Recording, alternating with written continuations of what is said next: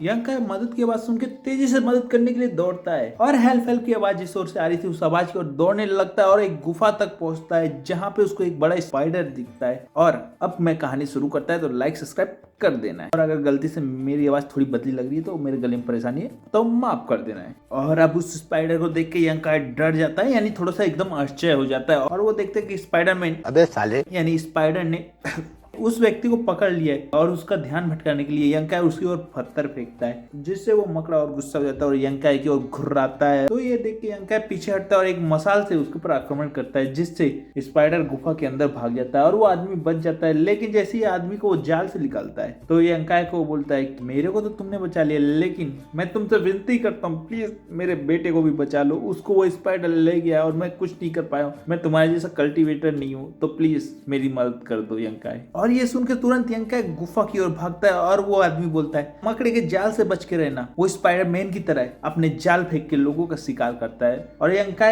गुफा के अंदर दौड़ते हुए चला जाता है और अपनी मसाल से गुफा के अंदर जाके देखने लगता है जहाँ पे बहुत सारी हड्डियां पड़ी थी। तो स्वाभाविक था इस मकड़े ने ये हरकत एक बार नहीं की थी, बार बार इंसानों को खा के वहाँ हड्डियां फैला दी थी। और ये सब देख के यंका आगे बढ़ ही रहा था कि चमगादड़ों का ग्रुप उस पे हमला कर देता है जिसके कारण वो एक छुपे रास्ते में नीचे गिर जाता है और उसके हाथ से मसाल अलग हो जाता है और बुझ जाता है। फिर यंका धीरे से आगे बढ़ता है और स्पाइडर को खोजने लगता है और फिर तभी अचानक यंका को मकड़ा दिखता है। वो मकड़ा उस बच्चे को खाने वाला रहता है और यंका ये देखता है और जैसे वो मकड़ा उस बच्चे को खाने वाला रहता है अपना यंका उसको एक लात मारता है, मकड़ा पीछे चला जाता है। लेकिन यंका को बिल्कुल पता था कि वो जीत तो नहीं सकता है, लेकिन उसने रिस्क इसीलिए लिया था क्योंकि उसके पास कोई ऑप्शन ही नहीं सोचने का बचा था क्योंकि वो मकड़ा उस बच्चे को तुरंत खाने वाला था। वरना यंका इतना बेवकूफ नहीं है जो मौत के मुंह में कूदता है। और तुरंत यंका उस बच्चे को पकड़ता है और उसको चेक करता है वो जिंदा है कि नहीं। लेकिन स्पाइडर तुरंत होश में आके उसके ऊपर अटैक कर देता है जिससे वो बच्चे को साइड में करके स्पाइडर के दांतों को पकड़ लेता है और स्पाइडर और यंका के बीच में लड़ाई शुरू हो जाता है। और हाँ, मैं जानता हूँ कि बहुत सारी डिटेल जो इंपॉर्टेंट नहीं थे वो स्किप कर दिया क्योंकि आज यार गले में थोड़ा दर्द हो रहा है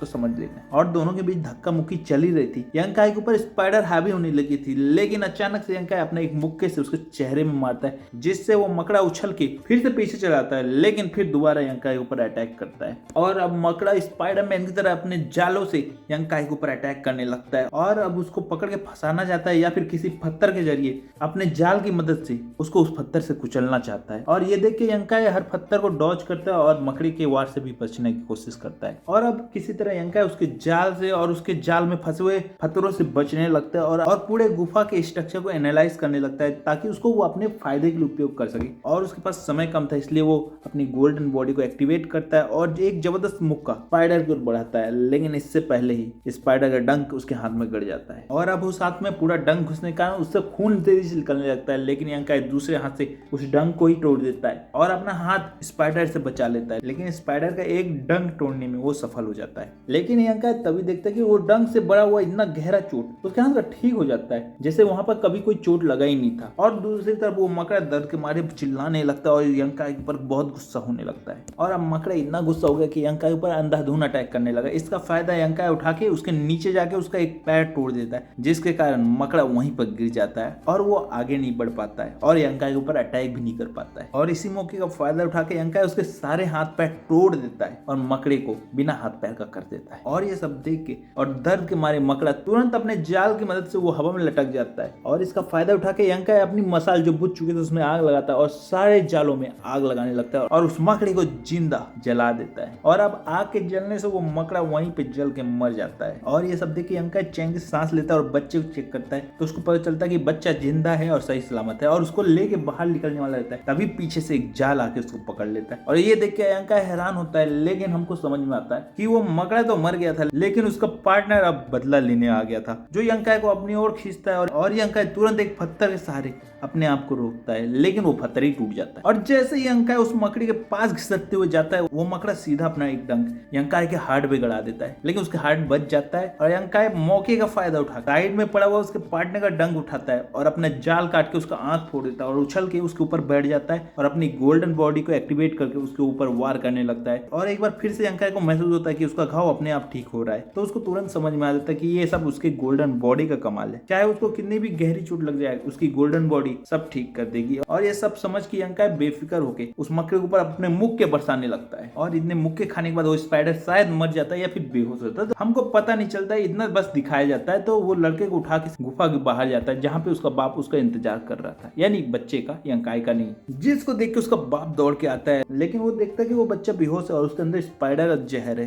तो उसका बचना मुश्किल है। लेकिन यंकाई बोलता है कोई टेंशन वाली बात नहीं है, मुझको अभी जड़ी बूटी गुफा के बाहर ही दिखी है, मैं उसको लाके इसको अभी ठीक कर देता है। और गुफा से वो जड़ी बूटियां उठा के यंकाई लाता है और उस बच्चे पे लगाता है। और इसके बाद यंकाई बोलता है कि मैंने दवाई लगा दिया और कुछ समय बाद इसके शरीर से पूरा जहर निकल जाएगा, तो चिंता की कोई बात नहीं है। जिसको देख के उस बच्चे का बाप बोलता है धन्यवाद धन्यवाद मास्टर, धन्यवाद, आपने मेरे बच्चे को बचा लिया। अगर आप नहीं होते तो आज हम लोग को क्या होता हमको पता ही नहीं होता, शायद मैं क्या कोई भी नहीं बच पाता। तो मैं आपका इसीलिए धन्यवाद करता हूँ, प्लीज धन्यवाद धन्यवाद। ये सुन के यंकाई बोलता है कोई बात नहीं, मैंने सिर्फ अभी टेम्परेरी इलाज किया है, आपको अपने एक बार वैद्य यानी डॉक्टर को दिखा देना जरूरी है, क्योंकि अगर थोड़ा सा भी जहर शरीर में रहा तो बच्चे को नुकसान कर सकता है, तो रिस्क बिल्कुल भी नहीं लेना है, तो आप उसको दिखा दीजिए। और ये सुनकर उस लड़के का बाप बोलता है जरूर यंकाई, मैं जरूर दिखा दूंगा। क्या मैं आपके कपड़े को सिल सकता हूँ? आपका कपड़ा फट गया, आपकी इतनी मदद तो मैं कर सकता हूँ क्योंकि आपने मेरी जान बचाई है। और इस पे यंकाई बोलता है क्यों नहीं, आपकी मदद करने का मेरे को जो जड़ी बूटी खोजनी थी वो भी अंदर गुफा में मिल गई है, तो इसमें कोई बड़ी बात नहीं है, जो भी होता है अच्छे के लिए होता है। और ये कह के वो शर्ट दे देता है जिसको वो आदमी सिलने लगता है। और अब यंकाई और उस लड़के के बाप के बीच में कुछ ऐसी वैसी बातें होती हैं और उसके बाद वो शर्ट सिल के उसको दे देता है। वो शर्ट पहन के अपने शहर की ओर वापस जाता है, जहाँ पे यंकाई अपनी झोपड़पट्टी पर बहुत भीड़ देखता है, जिस कारण वो भी क्यूरियस हो जाता है कि मेरी झोपड़पट्टी में इतना भीड़ क्यों लगा है। तो वो दौड़ के वहां जाता है, तो वहां पे एक बंदा मसाल लिए खड़ा था और उसके चारों डिसाइपलों का घेरा बना हुआ था। और ये देख के यंकाई हैरान हो जाता है, लेकिन इसी के साथ एपिसोड खत्म हो जाता है। और इसी के साथ अगली वीडियो में फिर मिलो, लेकिन चैनल में और भी वीडियो जाके जरूर देख लो। तो अगले पार्ट में मिलता है और सिर्फ इतना रिक्वेस्ट करता है, लाइक करो, सब्सक्राइब करो, घंटी बजाओ।